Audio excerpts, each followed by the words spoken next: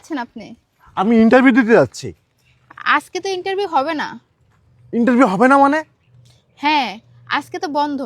বন্ধ? বন্ধটা ওনারা আমাকে আগে ইনফর্ম করেনি কেন? আমি তো অনেক দূর থেকে আইছি, এত দূর থেকে ইন্টারভিউ দিতে আসলাম, আবার আজকে বন্ধ। এটা তো ওনাদের প্রয়োজন ছিল আমাকে ইনফর্ম করার জন্য, কিন্তু আমি এত দূর থেকে আইছি, আমি এখন কীভাবে বাসায় যাইতে পারবো? কীভাবে বাসায় যাব? এখন আপনি কি করবেন আর? অফিস তো বন্ধ, আর এক সপ্তাহ আগে অফিস খুলবেও না। আপনি এক কাজ করেন, কষ্ট করে হলেও আপনি আপনার গ্রামের বাড়ি চলে যান। এক সপ্তাহ পরে আবার আইসেন। আমার বাড়ি তো অনেক দূরে। আচ্ছা, আপনি একটা কথা বলুন তো, আপনি কি এই কোম্পানি সম্পর্কে কোনো কিছু জানেন? না, আমি তো ভেতরের সম্পর্কে কিছু জানি না। আমি এনে ঝাড়ু দেই, আমি হলাম এই কোম্পানির ঝাড়ুদার। ও, আপনি তো এখানকার ঝাড়ুদার। আচ্ছা ঠিক আছে, তাহলে একটা কাজই করি, তাহলে আমি বাড়িতেই চলে যাই। স্যার, স্যার, জি বলুন। আমার একটা কাজ করে দিবেন? জি বলুন, সমস্যা নেই। আসলে স্যার, দাঁড়ান।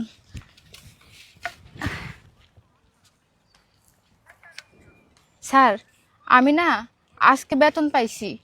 এখন ওই যে কি জানি কয় না, ওই যে অনলাইন না কি জানি, ওটির মধ্যে যে টিয়া বাড়িতে পাঠায় আর কি।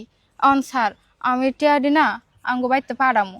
অন তো আমি একটু বুঝতেছি না স্যার, একটু টিয়াডা আমার বাড়িতে পাঠানি একটু ব্যবস্থা করে দেন। ও, মানে এই টাকাটা আপনার বাড়িতে পাঠাতে হবে তাই? হ্যাঁ কয় টাকা আছে এখানে? স্যার, এনে 4,000 টাকা আছে। 4,000 টাকা আছে?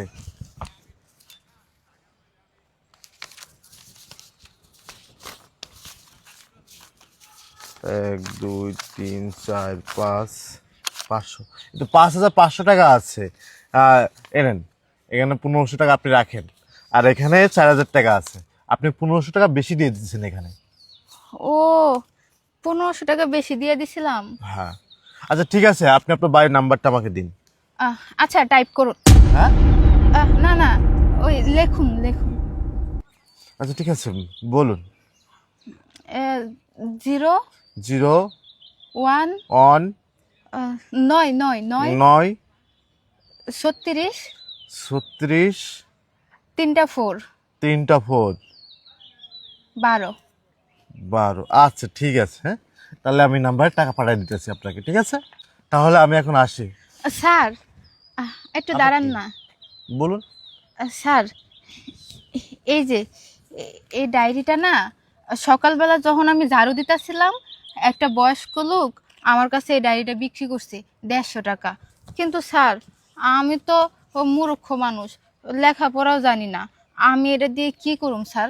স্যার, আপনি এটা আমার কাছ থেকে কিনে নেবেন, আমার বেশি টাকা দেওয়া লাগবে না, আপনি আমার 50 টাকা দিন।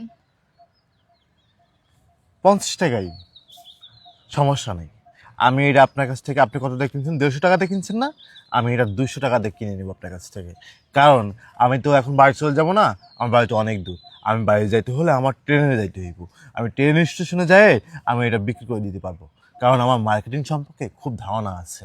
আমার এত পরিমাণ ধারণা, এটা বিক্রি করলেই আমি কমপক্ষে 500 টাকা বিক্রি করতে পারবো এটা। আর আমি তো আপনাকে 200 টাকা কিনে নিচ্ছি, তাহলে এখানে আপনার কী হলো, বেনিফিট হইলো, আর ওখানে আমার একটা বেনিফিট হয়ে গেল। আহ, আচ্ছা স্যার, একটা কথা বলি। আবার বলবেন? কি বলেন?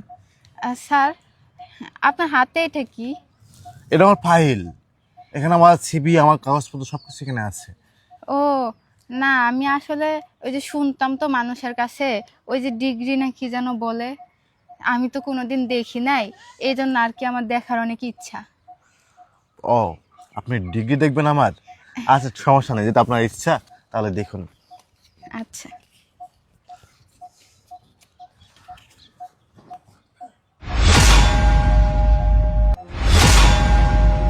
স্যার, আমি তো ইংলিশ বুঝি না, তারপরও যা বুঝলাম, আপনার তো অনেক ডিগ্রি, আপনার তো এই যে অনেক নাম্বার, 97, 92, 88। স্যার, আপনি তো মনে হয় অনেক ভালো ছাত্র ছিলেন, প্রত্যেকটা পরীক্ষায় আপনি পাশ করতেন। আচ্ছা স্যার, আপনার আরেকটা কথা জিগাই। জি বলেন। আপনার তো অনেক ভালো মেধা, আপনার তো প্রত্যেকটা নাম্বারই অনেক ভালো। আচ্ছা, আপনি কি এর আগে অন্য কোথাও চাকরি করেন নাই, নাকি এটাই প্রথম? না, আমি এর আগে একটা কোম্পানিতে চাকরি করতাম। এই কোম্পানিটি হচ্ছে মার্কেটিং সম্পর্কে অবশ্যই 100% মেধা থাকতে হবে, মার্কেটিং সম্পর্কে ধারণা থাকতে হবে। সেই মার্কেটিং সম্পর্কে ধারণা আমার ভিতরে ছিল এবং আছে। আর একটা বিষয় হচ্ছে এই কোম্পানি এমন একটা কোম্পানি, এই কোম্পানির যারা এমপ্লয় আছে তাদেরকে সম্মান দিয়ে কথা বলতো না, তাদেরকে প্রতিনিয়ত মনে করেন যে অপমান করে কথা বলতো। আরেকটা বিষয় ক্লিয়ার করি আপনাকে, সেটা হচ্ছে এই কোম্পানিতে চাকরি করলে আসলে ভবিষ্যতে ভালো কিছু করতে পারবো না। এটা ভেবে আসলে কোম্পানির চাকরিটা আমি রিজাইন করেছি, আমি ছেড়ে দিয়েছি। তাইলে স্যার আপনি এই কোম্পানিতে কি মনে করে চাকরির ইন্টারভিউ দিতে আইছেন? আসলে আমি এই কোম্পানিতে আসার আগে এই কোম্পানি সম্পর্কে অনেক ধারণা নিয়েছি, অনেক জ্ঞান নিয়েছি। যেমন মনে করেন, এই কোম্পানিতে যারা চাকরি করে, যারা এমপ্লয় আছে, তাদেরকে সবাই সম্মান দিয়ে কথা বলে। এবং এই কোম্পানিতে চাকরি করতে হলে অবশ্যই মার্কেটিং সম্পর্কে জ্ঞান থাকতে হবে। আর একটা বিষয় আমার ভালো লেগেছে এই কোম্পানির বিষয়, সেটা হচ্ছে এই কোম্পানিতে চাকরি করলে ভবিষ্যতে ভালো কিছু আমি করতে পারবো। এই জন্য মূলত এই কোম্পানিতে আমি সিভি দিয়েছি।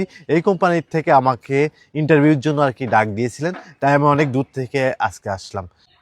ও দেখ, ভালো করছেন। এই কোম্পানিতে সব নিয়মকানুনই ভালো। ম্যাডাম, আপনি এখানে? আপনার না ইন্টারভিউ নেওয়ার কথা ছিল? আপনি এখানে কি করছেন? চলেন ভিতরে চলেন। ম্যাডাম? ম্যাডাম মানে আপনি কাকে বলতেছেন? ইনি তো এখানকার তো ঝাড়ু দিচ্ছে, ঝাড়ুদার। আপনি ওনাকে ম্যাডাম বলতেছেন কেন? হ্যাঁ, ও যা বলছে ঠিকই বলছি।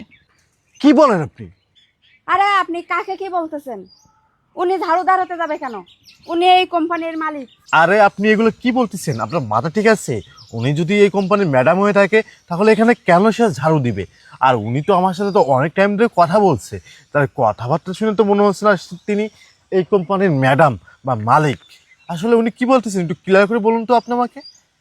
হ্যাঁ, উনি যা বলছেন ঠিকই বলছেন। ঠিক বলতেছে? তার মানে আপনি এই কোম্পানির ম্যাডাম?